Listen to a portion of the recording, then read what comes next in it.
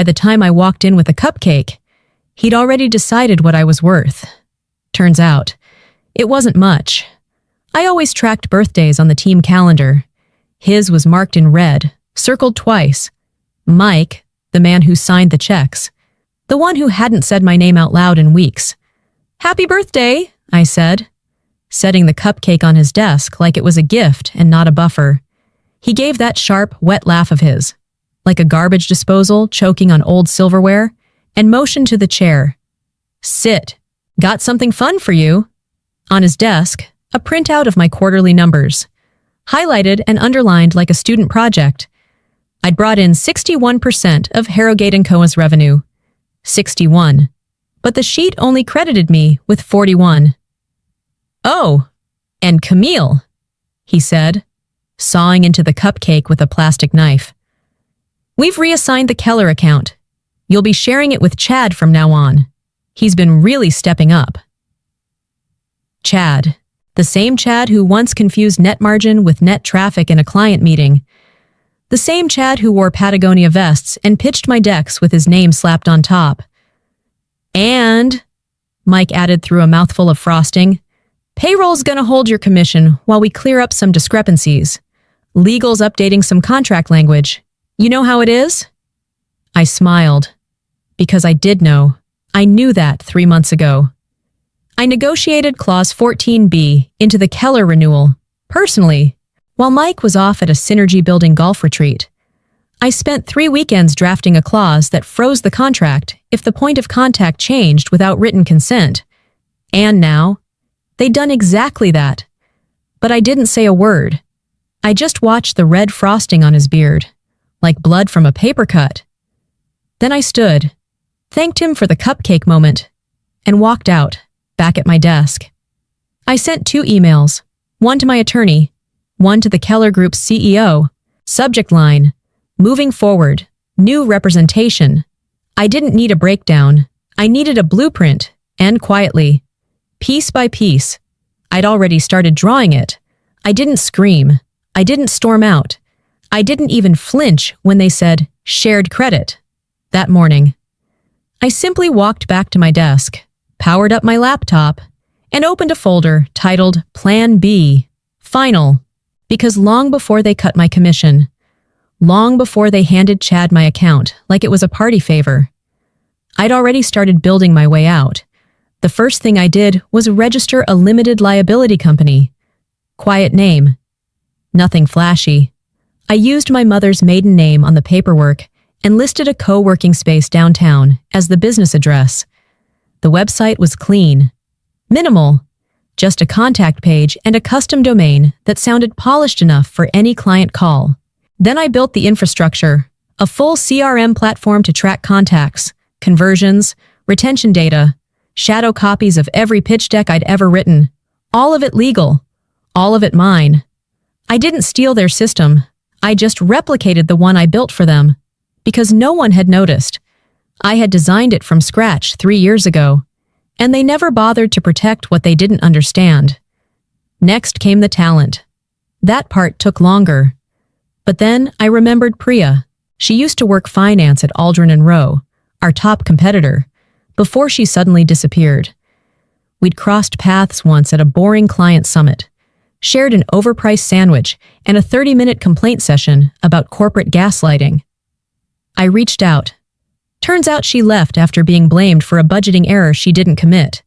The C-suite scapegoated her to protect a VP's nephew. Classic. She didn't even hesitate. "You want clean books and someone who can smell fraud through 2 spreadsheets? I'm in," she said. "Pay me half and let me hurt someone quietly." I gave her full access to our dummy setup by the end of the week. We moved fast. I bought the URL to Harrogate's brand name with sucks attached, just in case. And one more thing, a detail no one in the office would have thought of. I acquired the rights to the booth name they reserved annually at the Global Strategy and Leadership Summit. I'd noticed the renewal window last quarter and submitted the paperwork under my LLC. They never rechecked. So now, the Prime Center floor booth, once proudly reserved for Harrogate & Co., was mine. They still thought I was just a woman scorned, What they didn't realize was I was building an engine in the dark. And now, that engine was ready to run. I didn't have a press release or a revenge speech, just infrastructure and patience and a growing list of people who wanted to see Harrogate bleed. But even the best blueprints mean nothing when you're sitting in the dark, wondering if any of it mattered. The office was empty, but the fluorescent lights in the hallway still hummed. I didn't turn them off. I didn't move. I just sat there, cross-legged on the floor of my apartment, my laptop balanced on a pile of unopened mail, staring at the contract I'd once fought tooth and nail to secure. The Keller file, 73 pages. My fingerprints on every paragraph. I remembered the 3 back-to-back Saturdays I'd spent negotiating Clause 14B over Zoom, talking a skeptical general counsel through the language while my boss was off building executive trust at a leadership golf retreat. I'd convinced Keller to stay with us, again, not because of branding, not because of pricing, because of me. But now, the name on their account was no longer mine. The folder on my screen hadn't changed, but everything else had. I scrolled past the notes I had written by hand. Client prefers monthly cadence. Kids, Miles and Juno. Allergic to filler language, speak straight. I had poured everything into that relationship, and not just for commission, because I believed it mattered, and all I got in return was silence. That was the part that stung the most. Not the money, not the credit theft. It was the silence from leadership. Not a single word, not a call, not a message, not even a bullshit Slack reaction. It's amazing how quickly people forget who held the roof up. The room felt too quiet, like the kind of silence that stretches, then folds over you like a sheet. I sat still until the laptop screen dimmed on its own. My phone lit up once, a notification from Chad's Instagram story, some blurry rooftop selfie with the caption, "Crushing it this week." I turned the phone over without looking again, and then I cried. Not loud, not shaking, just quiet. Steady tears, the kind that don't need explanation, the kind you cry when your body's just trying to process a reality it didn't deserve. I let myself feel it, all of it, the betrayal, the exhaustion, the bitter edge of being invisible in a room you helped build. Then I wiped my face, reopened the laptop, and drafted an email to Keller's executive team. No drama, no flair, just a single, clipped subject line, contract renewal, representation update. I attached the memo, checked the language twice. Professional, measured, factual. Then I scheduled it. Send, Monday, 7:45 in the morning. I closed the lid, turned off the lights, and lay back on the rug with the contract folder still beside me. Let them enjoy their weekend. Monday would right itself. By the time the sun rose on Monday, my silence had already started working louder than any protest. I arrived at the office at 8:23 in the morning. No coffee, no makeup. Just silence and a USB drive in my coat pocket. The energy in the bullpen was its usual Monday haze, people mumbling about commutes, someone burning toast in the kitchenette, Chad bragging about his weekend hike like he hadn't fumbled a basic client call last Thursday. I slid into my desk like I belonged there, like everything was normal, at 8:47. The email hit. Subject: Transition of Representation. Keller Group. From VP of Strategic Partnerships. Keller Group. To all primary contacts. Harrogate & Co. CC: Camille Renner, founder, Renner Strategies. The room went silent. You could almost hear the moment everyone opened it at once. By 8:51, Slack lit up like Times Square. Did we know they were leaving? Camille's CC'd? Wait, Renner Strategies? What is that? Who the hell is Renner? I sat still, didn't blink, didn't smile, just scrolled. By 8:53, Chad stood up. His voice cracked mid-sentence as he read the email aloud to no one in particular. I was just on a call with Keller last week, he mumbled, looking around like the air might give him answers. It didn't. at 8:56. Mike's door slammed. He stomped across the floor like a man walking toward a fire he accidentally started. "Camille, my office, now." I stood, nodded, and walked past him, not quickly, not smugly, just deliberately, the kind of calm that comes from knowing the storm isn't yours anymore. His office door shut behind me, with the force of panic barely restrained. "Did you know about this?" he demanded. I tilted my head. "I was copied on the email, wasn't I?" He opened his mouth, closed it, reached for his phone, probably to call legal, maybe PR. But it wouldn't help, because I'd written that email myself, 3 nights earlier, on my living room floor. I helped Keller's team draft the message, word for word. I even suggested the subject line. Transition felt cleaner than termination. More professional, more surgical. And it had worked. By 9:03.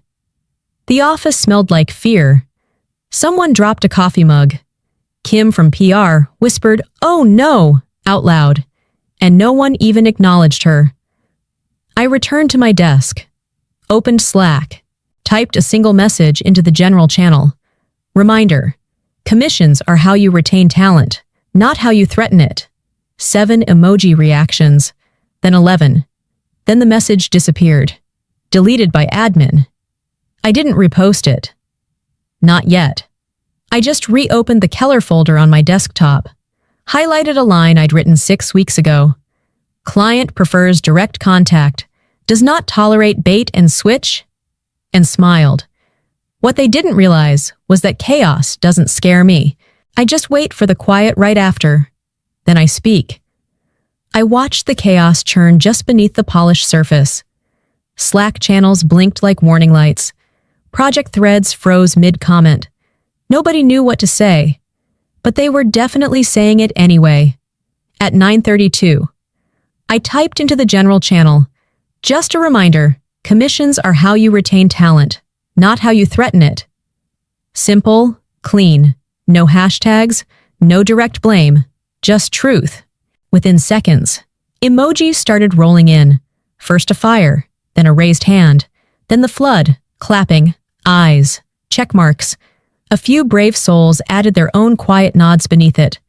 Then the message vanished, deleted. No warning, no explanation, just gone. So I posted it again, this time, with attachments. 1 screenshot of my February commission statement, $0, zeros. 1 email chain to payroll, unanswered. 1 timestamp, 3 weeks earlier. No caption this time, just facts. That one stayed up for 12 minutes before my Slack account blinked out completely.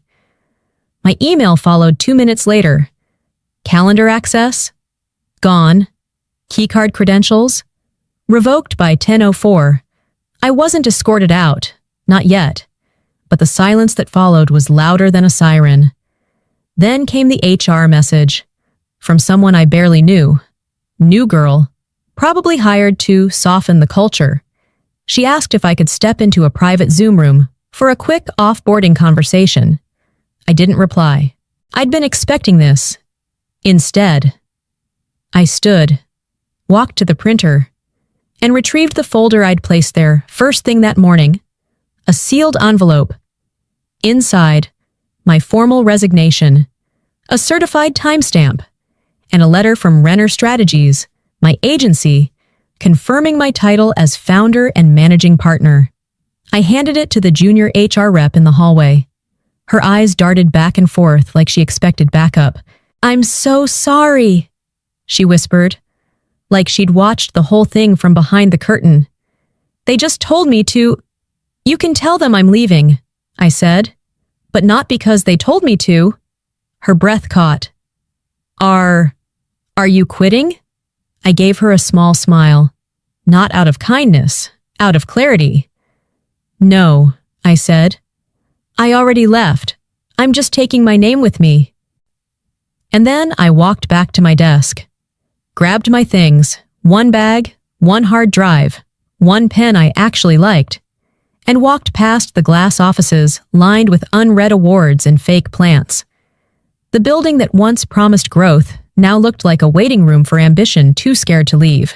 As the elevator doors closed, I didn't feel small. I felt exact. And I didn't look back. Some battles are fought behind closed doors, but others deserve to be staged in the center of the room, with spotlights. The invitation said, "Welcome back, industry leaders." I almost laughed. 2 weeks after I walked out of Harrogate for good, I walked into the Global Strategy and Leadership Summit, Center Hall, prime floor placement, surrounded by the same tired agencies with lowercase logos, overpriced swag, and glossy banners about transformation, but none of them looked like us. Our booth was simple, matte black backdrop, white serif text that read, "Remember who built your brand." No lights, no QR codes, no gimmicks, just presence. To the left, a stack of branded pay stubs. Fake ones. Of course, but modeled to look exactly like Harrogate's payroll interface, each stamped. Commission, 0. Status, under review. People picked them up like they were candy. Behind me, a looping video reel played on a silent screen. Title, Case Studies in Forgetfulness. 5-second animations showing client accounts migrating, one dot at a time, from legacy firms to us. Final frame read, "We don't poach, we rescue." Lexi manned the table wearing dark sunglasses like a bodyguard. Priya handed out soft copies of our launch deck with smiles sharp enough to cut glass. And me, I just stood near the corner, arms crossed, letting the silence speak. At 11:20, the air shifted. I smelled him before I saw him. His aftershave never quite masked the scent of desperation. Mike, my former boss, head high, jaw set, trying to walk like he still owned something. He wasn't alone. Chad trailed behind him, blazer wrinkled, holding a half-empty branded water bottle like it was a microphone. They tried to walk past, pretend we weren't there, but their eyes betrayed them. Mike's gaze landed on the backdrop, then the stack of fake pay stubs, then me, and finally, her. Standing 3 feet to my right was Keller Group's VP of Strategic Partnerships. Laughing. With me. We weren't talking shop. We were swapping bourbon recommendations. Mike froze. His mouth tightened like he wanted to say something important, but forgot the script. I beat him to it. "Hey, Mike," I said casually, loud enough for nearby booths to hear. "Glad you stopped by.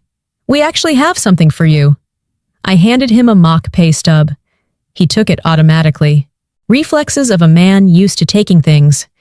His eyes flicked across the numbers, then stalled, and that's when it happened. Click, flash, 2 photographers, one posing as press, the other embedded in the summit's media team. Both captured the exact moment Mike Harrogate stood beneath our banner, holding a pay stub marked 0. By 5 p.m., the photo had turned into a meme. Caption, "When you forget to pay her, but she remembers everything." By 8:15, it had 18,000 retweets. And the best part? The booth. This entire setup, top to bottom, was funded by the check Harrogate sent me 3 days earlier.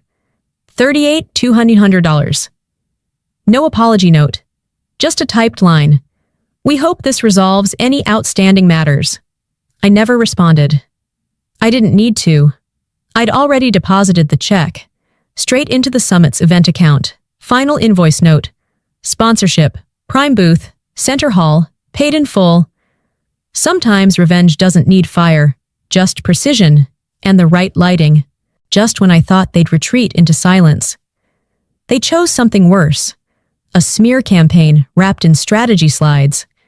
The meme had barely finished making its rounds when the real message arrived.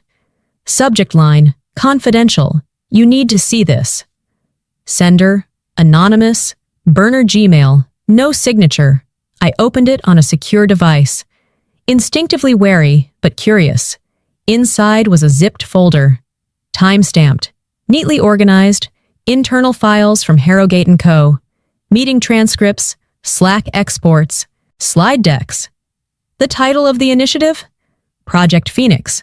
They weren't trying to save the company. They were trying to bury me.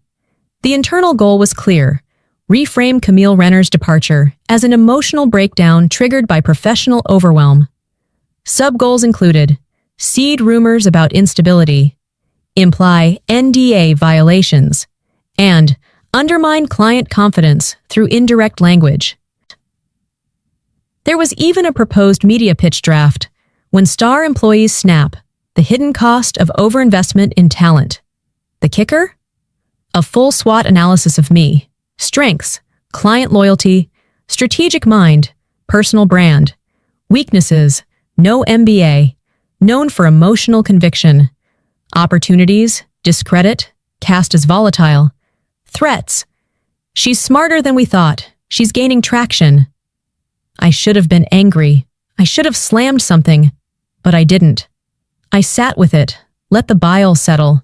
Because anger isn't useful until it's aimed, instead of going public. I went surgical. I forwarded specific pages, no commentary, to 3 former clients, just enough to raise eyebrows. Then I sent one to Miguel from Data, who still had friends deep inside their analytics team. I added a note: if they ask about me, feel free to say I've been nothing but professional. If they say otherwise, well, I can show receipts. I didn't have to say more.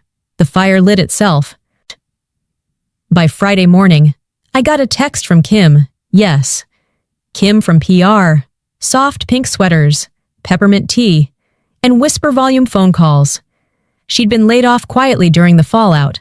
I hadn't heard from her in weeks. Her message was a screenshot of a tweet she'd just posted. Funny how the same execs who post about mental health awareness will label you unstable the moment you stop being useful.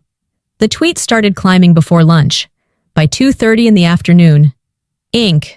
magazine picked it up in a feature titled Toxic Branding: When Culture Messaging Masks Internal Warfare. The article didn't name Harrogate, but it didn't have to. The comments section connected the dots in real time. I didn't comment. I didn't post. I didn't even retweet. But I watched. Because sometimes you don't need to fight the smear campaign. You just need to make sure the right people see how badly it's being written. And they were seeing it. LinkedIn buzzed with quiet outrage. Old colleagues DM'd me. They tried to do this to you? I feel sick reading this.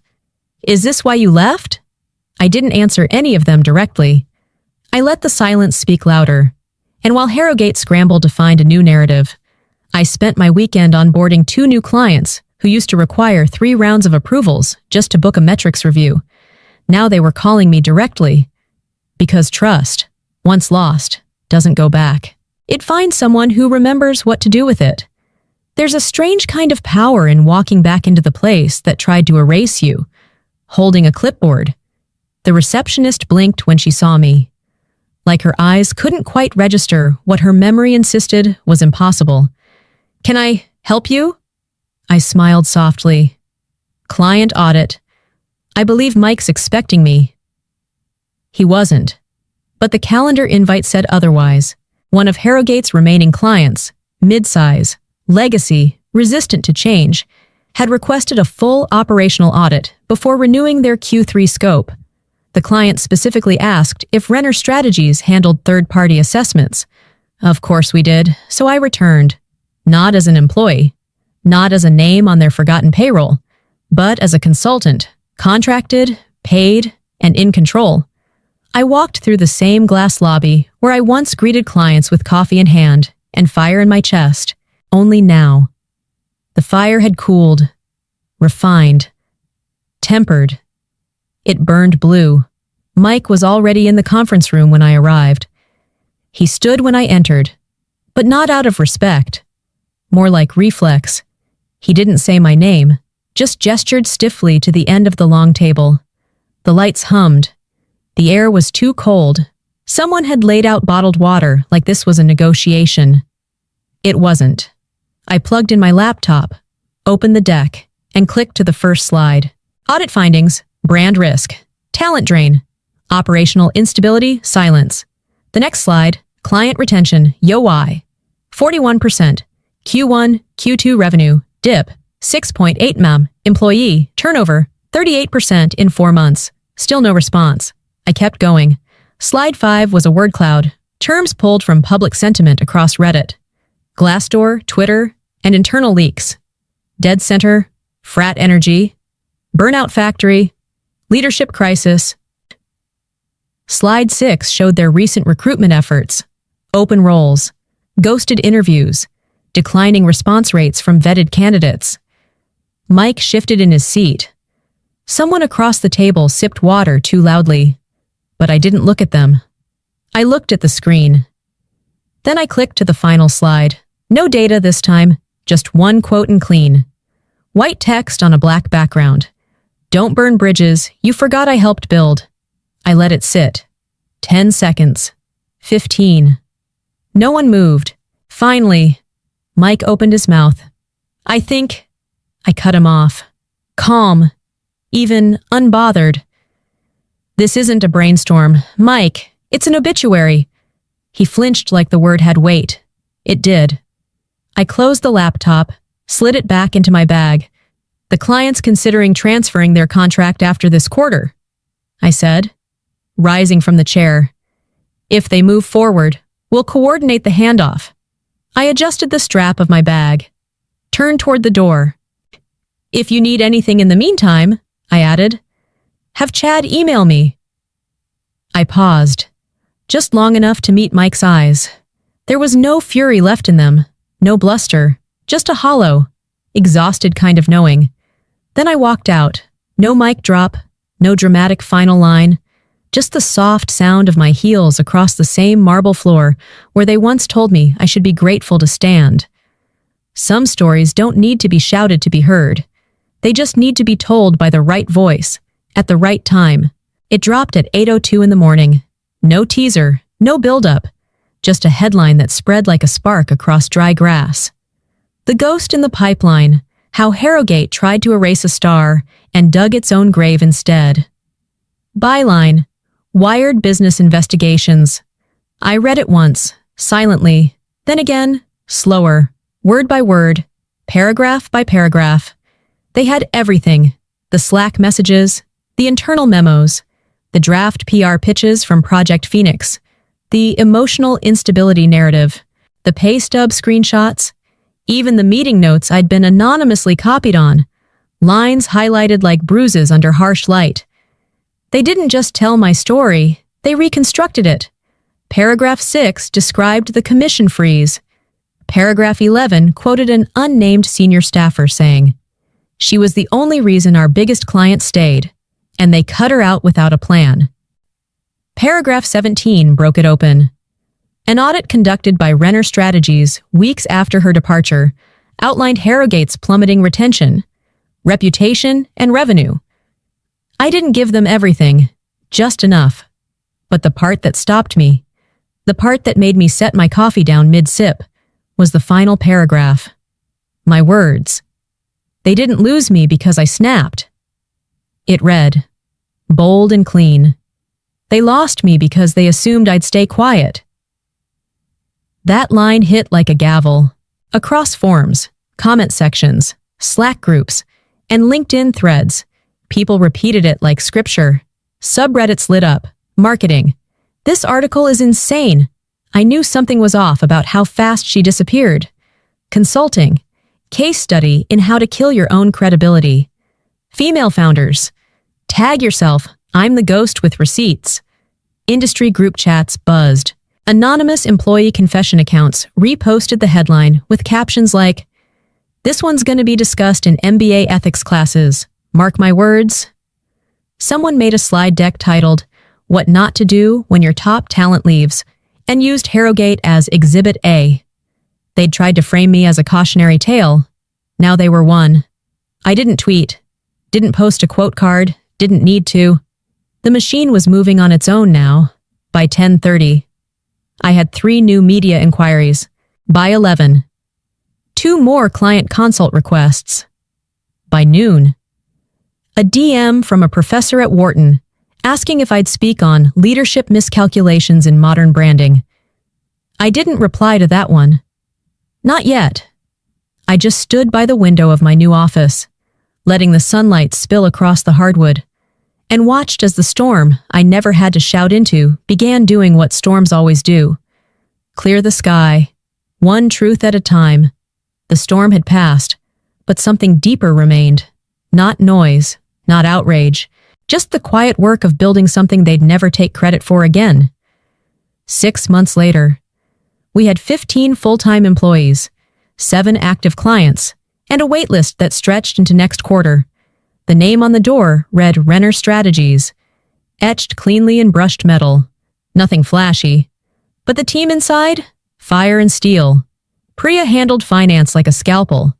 Lexi turned pitches into poetry. Miguel rebuilt our entire analytics engine from scratch and made it better than anything we ever had at Harrogate. We weren't loud. We were deliberate. And when the check from Harrogate finally cleared, $38,200. No apology. Just that cold little note. We hope this resolves any outstanding matters. I knew exactly what to do with it. I split it, evenly. Every team member got a surprise deposit labeled Forget-Me-Not bonus. Attached to each, a message that simply said, for the times you weren't seen, until now. But there was one more thing. After Harrogate defaulted on their lease, their office furniture went up for liquidation. I tracked it down through a third-party auction site. Took a few weeks, a few phone calls, and then, one afternoon, a delivery truck pulled up outside our new space. The table. The same conference table where I'd pitched 7-figure campaigns, where I'd sat quietly while they erased my name, where they once told me I lacked executive polish. We had it refinished, sanded smooth, stronger now, and underneath, carved gently into the grain where only wandering fingers would find it. I had one sentence etched. She remembered everything. I didn't need a trophy. I just needed that table to live in a place where ideas were protected, where people were paid what they earned, and where no one's name got erased from the slide deck. A week later, the last domino fell. An anonymous post went viral from a junior analyst at Harrogate. Just initials, no face, but the words were undeniable. They asked me to alter budget numbers to hide client churn. I refused. I quit. The attached image? An offer letter. From us. By Monday. Their final enterprise account walked quietly. No announcement. Just an empty line in their portfolio where something powerful used to be. As for me, I spent that evening walking the perimeter of our new office, sipping coffee, listening to the soft clatter of keyboards and laughter from the break room. It didn't feel like revenge anymore. It felt like rebuilding, like legacy. If this story moved you, I'd love to hear your thoughts. Have you ever been underestimated and quietly proved everyone wrong? Drop a comment, share it with someone who needs it, and don't forget to subscribe for more stories that hit close to the heart. Until next time, remember what they forget.